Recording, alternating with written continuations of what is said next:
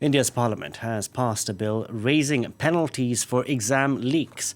The move comes days after nationwide protests pushed the education minister to resign.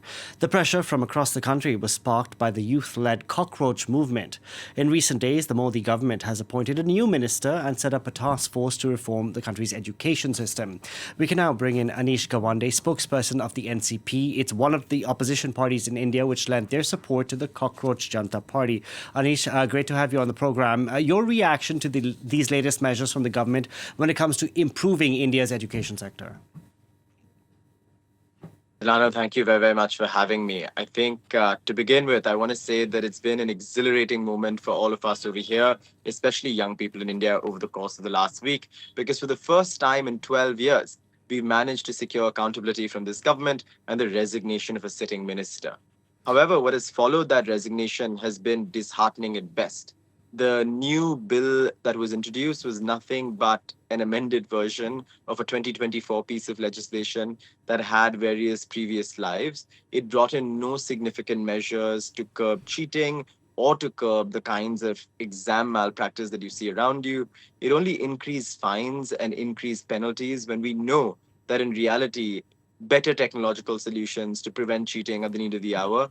The government has announced a high-level task force under Nandan Nilekani, an IT expert, but unfortunately, that task force includes no students. And so these seem to be measures that are half-baked. We hope that the government engages in a wider consultative process because in many ways, young people aren't happy with breadcrumbs anymore. We want the whole meal. You want the whole meal, understandably. Now, your party, the NCP, lent its support to the cockroach movement. You yourself were on the ground at the protest site.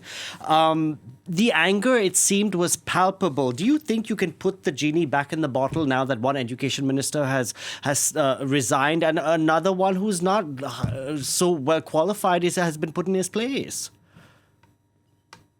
To be perfectly honest, I think the new education minister who's been put in place is an interim education minister who's holding additional charge for the education ministry.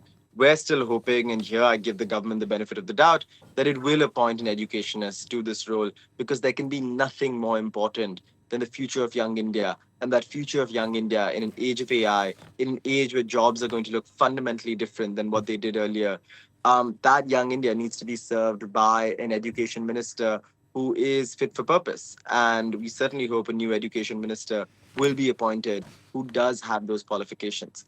But I will say this, right? I think the infrastructure of fear that Prime Minister Modi's government had spent years building all the way up until today has finally crumbled in the face of memes and in the face of young people going, "What's gonna haye?" to police officers, right? And mocking those in positions of authority.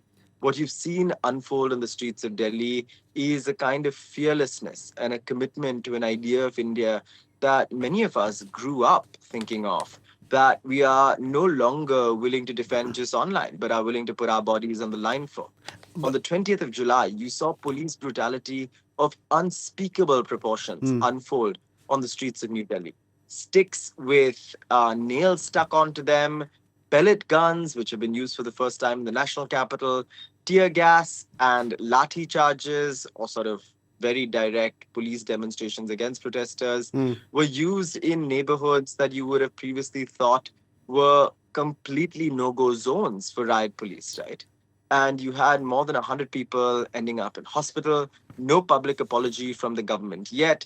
And in fact, unfortunately, what we've seen, despite assurances to the contrary, a bad faith negotiation that has seen cases being filed against those who were protesting not just in New Delhi, but in Bihar, in Assam, in my home state of Maharashtra, cases that all of us are vociferously fighting against, and cases against which we will take to the streets again, if not roll back immediately. Anish, I want to jump in there on something you said early on in your response about the sense of fear, because there have been reports that the Delhi police has been cracking down on social media posts critical of the Prime Minister. But during the protests at which you were at in Delhi and even in Bombay, we saw people out on the streets holding placards which were not flattering of Narendra Modi.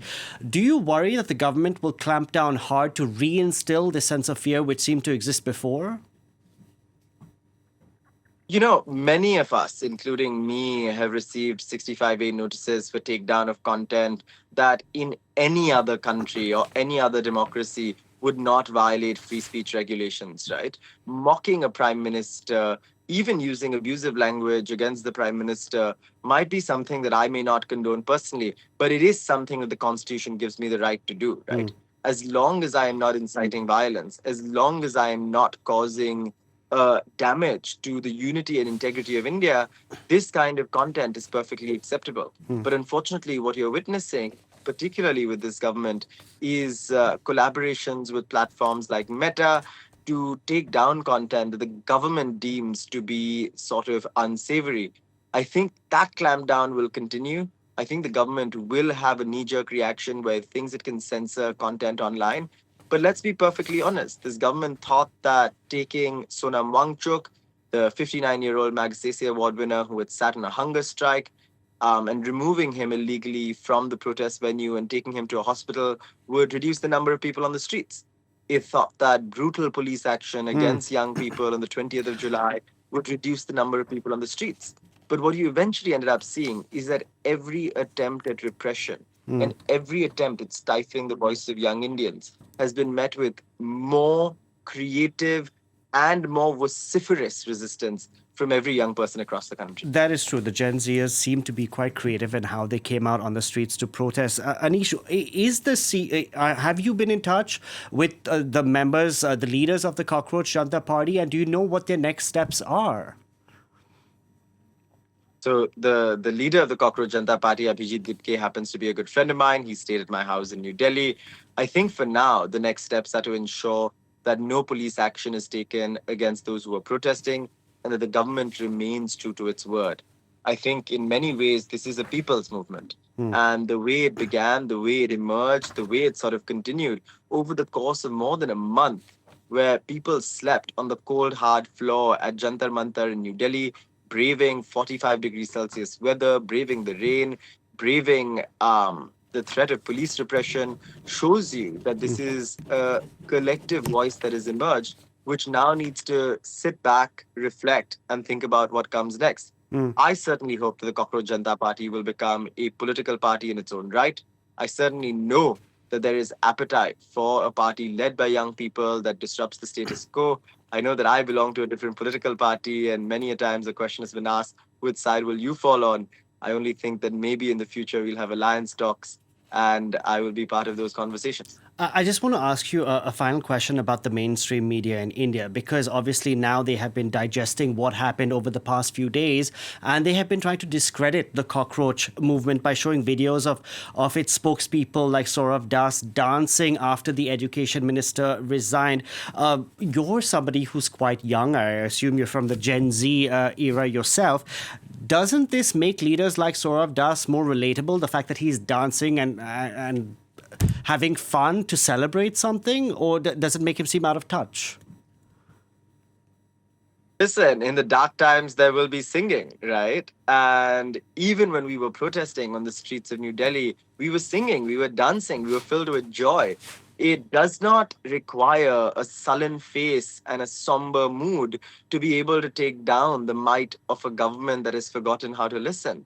And I think the young people you saw partying were doing so because they deserved a break. They were doing so to thank every single volunteer who stepped up, every volunteer who became a bouncer, who became an electrician, who became a carpenter, who became a stage manager, who sort of became a volunteer to keep crowds at bay and prevent antisocial elements. I mean, these are people who gave blood, toil, sweat, and tears for an entire month. And I think the least that we can do is give them a day off. And the joke's really on those who are making fun of them, because the country, unfortunately, has realized that the bigger joke was when Union Education Minister Dharmendra Pradhan, after his resignation, was welcomed into parliament with applause by BJP members, a blatant sort of mockery of the 21 young people who died by suicide, and a blatant sort of mockery of young Indians who spent more than a month on the streets demanding his resignation.